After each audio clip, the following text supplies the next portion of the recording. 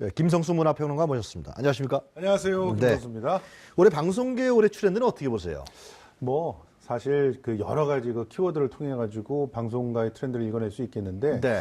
우선 기본적으로 판타지와 현실 공감이라고 하는 두 개의 키워드를 놓고 봐야 될 것 같다고 생각합니다. 배치되는 거네요. 서로 배치되는데 글쎄 서로 말이에요. 또 보완적이에요. 그래요? 자, 일단은 판타지를 살펴보면 네. 현실이 너무 비루하고 또 괴롭고 그럴 때 판타지를 통해서 도피하고 싶어 하는 마음이 생기죠. 그리고 또 판타지에는 우리가 이상적으로 꿈꾸는 세상이 들어가 있습니다. 그래요? 그런 관계도 들어가 있고. 그러니까 이제 그 영원한 사랑 이런 건 판타지에서만 주로 예. 이루어지게 되지 않습니까? 인어와 인간의 사랑. 그렇죠. 예. 그러니까 이제 그런 사랑들을 판타지를 통해서 어떻게 보면 대안을 추구하고 있다. 이렇게 볼 수가 있거든요. 그런 측면에서 2017년도에 대중들의 어떤 바람은 주로 네. 판타지를 통해서 우리들한테 제공될 가능성이 상당히 높아요. 이거는 드라마든 예능이든 뭐 가리지 않고 현실이 너무 고통스러우니까 도피하려고 하는 것도 없잖아 그렇습니다. 있지 않나요? 사실은 뭐 판타지가 예능에 뭐 어떻게 들어가느냐 이렇게 질문하시는 분도 계시는데 예를 들어 우리 결혼했어요 같은 그 네. 프로그램을 보면 결혼을 리얼리티로 그려낸다 그러지만 그런 결혼 생활을 유지하고 계시지는 않으시죠? 네. 저한테 물어보신 겁니까? 아이 뭐 본인한테 이렇게 스스로 물어보신 본인한테도 스스로 물어본 겁니다. 네. 그러니까 네. 결과적으로 우리가 TV 속에서 보는 것은 리얼리티라고 해도 그 안에 판타지적인 요소가 들어가 있죠. 네. 그래서 아마도 2017년에 그 드라마라든가 예능은 더 리얼리티적인 것을 표방하지만 더 판타지적인 것이 그 안에 숨어 들어가 있을 가능성이 네. 상당히 높다. 아. 그래서 판타지와 리얼리티의 이제 어떻게 보면 융합이 하나의 트렌드일 것 같다. 현실 공감도 좀 구체적으로 현실 공감에 예, 대한. 현실 공감이라고 하는 건 일단은 그 2017년은 그야말로 정치의 시대라고 봐야 됩니다. 일단 탄핵이 그 봄까지 이어지잖아요. 예, 하여튼 결정이 날 거고. 예, 그다음에 그 탄핵 이후에는 대통령 선거로 그냥 그러네요. 치달아갑니다. 대통령 선거가 끝난 다음에는 또 내년도에 가가지고 다시 또 무슨 지방선거 이렇게 가야 돼요. 그러면 그 사이에는 주로 정책 대결이라든지 뭐 조각이라든지 또 개헌 문제 굉장히 심각하게 부각이 될 겁니다. 네, 만약에 대통령 선거 끝나자마자 바로 개헌 못하면 개헌은 또 물 건너간다고 봐야 되기 때문에 네. 1년 내내 정치적인 이슈가 휘몰아칠 때 그럴 때 또 상대적으로 민생은 외면될 수도 있기 때문에 그런 측면에서 민생을 더욱 부각시키는 그런 노력들도 나올 거예요. 그러면 그런 것들을 좀 더 스토리가 있는 드라마라든가 혹은 또 정치 풍자, 시사 풍자 예능에서 그런 걸 담아서 할 가능성이 상당히 높기 때문에 현실 공간과 판타지라고 하는 두 개의 거대한 키워드가 서로 상호로 보완하는 과정 중에 네. 2017년을 만들어가지 않을까 생각을 합니다. 아, 흥미로운 분석이시네요. 예. 최근에 국정농단 사태가 실제로 방송계에도 많은 영향을 미치고 있죠. 예, 방송계 예능 쪽에는 아주 뭐 대단한 것 같아요. 그렇죠. 어떤 때 일단은 배를 잡아요, 그냥. 그 네. 이전까지는 완전히 그 억눌려 있던 아, 네. 시사 풍자가 이번 국정농단 사태를 통해서 아주 그냥 터져 나왔잖아요. 블랙리스트 때문에 막 감시당하던 사람들이 네. 적극적으로 무대에서 자기 얘기를 갖다 쏟아내고 있잖아요. 김성수 평론가님 블랙리스트에 안 들었었어요? 올라가 있습니다. 아, 무슨 일로? 뭐 세월호 선언하신 거예요? 세월호 시행령 폐기 촉구 그 연극인 명단에 들어가 있었고, 그다음에 박원순 시장 지지 연극인 명단에 들어가 있어서 두 군데에서 올라가 있더라고요. 그래요? 예, 아하. 근데 900명에 들어가는 1등급인지는 아직까지 확인을 못했는데, 그것도 1등급, 2등급. 예, 1등급이 따로 있더라고요. 900명에 들어가 있는. 재산감이 1등급 같습니다.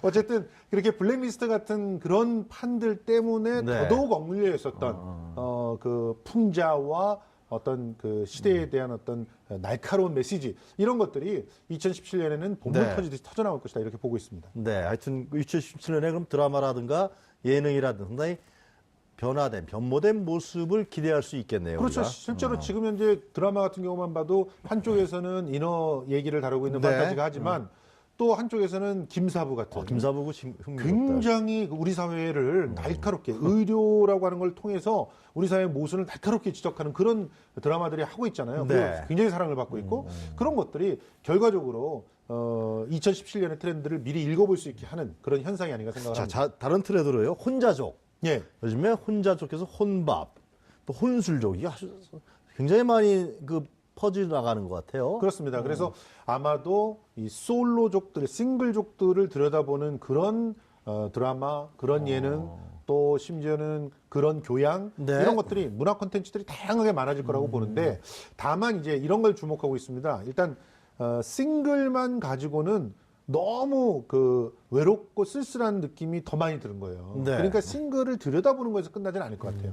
실제로 작년의 트렌드를 보면은 나홀로 산다 같은 그런 싱글족 삶 들여다보기가 있었는데 그것이 나중에 가면서 자꾸 이제 판타지로 바뀌고 있어요. 정말 잘 사는 싱글족들 들여다보는 걸로 바뀌었었고 그리고 또 그럼 몇 퍼센트 안 되잖아요.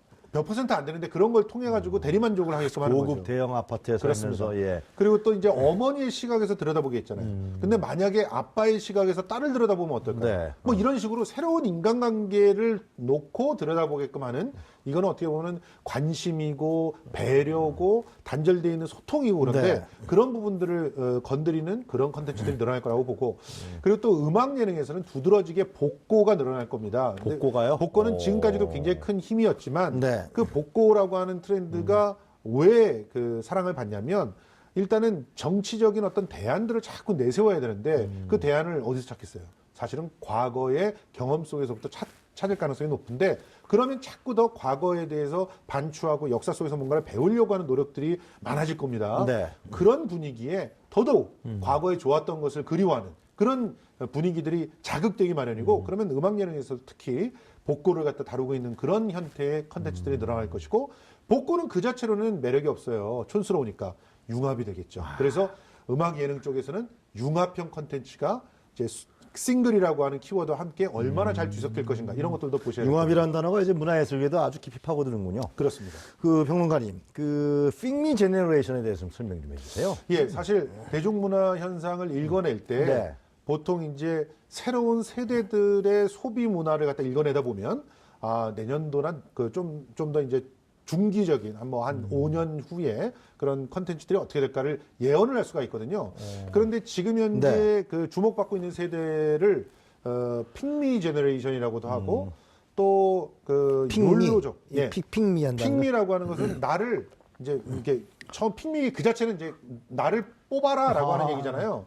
그러니까 그 정말 직장을 찾을 수가 없어요. 그리고 내가 갖고 있는 재능들은 너무너무 많고 단군 일에 이렇게 스펙들이 좋은 친구들이 없어요. 그리고 각자 자기 나름대로 덕후적 성질을 하나씩 갖고 있어서 기가 막힌 자기만의 취향들도 잘 갈고 닦아져 있는데 근데 선택을 못 받아요. 그러니까 이 친구들한테 핵심은 뭐가 되냐면 예.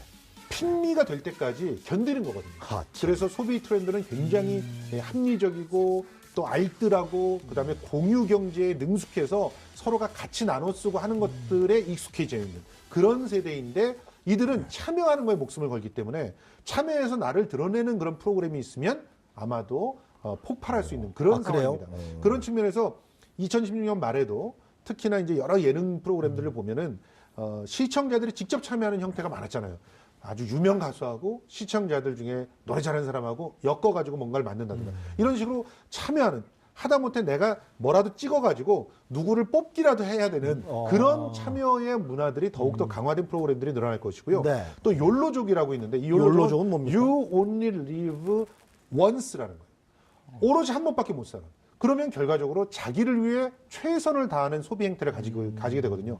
핑미족은 사실은 조금은 가난한 청년들을 핑미족이라고 볼 수 있다면 약간은 그래도 뭔가를 가진 족들은 욜로족이 될 가능성이 높은데 이 욜로족의 핵심은 오늘 나를 즐겁게 만드는 최고의 프로그램을 제공하는 거예요. 그 사실은 여행 프로그램에 이 사람들이 관심이 많습니다. 아, 그렇습니까? 그래서 자기를 재충전하기 위한 예. 휴식, 위로, 여행 여기에 이제 초점을 가져서 그런 식의 알겠습니다. 그 프로그램들도 늘어날 거라고 보고 있습니다. 최근에 송인서적이 부도가 되면서 이 중소 영세 출판업계가 참 난리가 났습니다. 그렇습니다. 이게 어떻게 됩니까? 이것도 사실은 2017년에 중요한 문제 같아요. 굉장히 예. 중요한 화두인데 네. 답이 없습니다. 왜냐하면 이전까지 출판기에 예. 남아있던 오래된 관행이 청산되고 있다라는 측면에서도 봐야 되거든요. 네. 이전까지의 출판계들이 이렇게 총판이라고 하는 데가 대규모로 책을 사가지고 어음 결제하고 그러면서 나중에 이렇게 서점들에게 공급해주는 형태였는데 이게 이제 온라인이라고 하는 형태로 직거래가 되는 상황 속에서 자꾸 퇴출되고 있는 거거든요. 그런 거군요. 그런데 이런 것들이 없으면 또 온라인만으로 모든 것을 해결할 수 없기 때문에 네. 오프라인의 대안들을 만들어야 되는데 그 대안을 만드는데 굵직굵직한 그런 단체들이 재구시를 못하고 있고 네. 정부는 신경을 안 썼단 말이죠.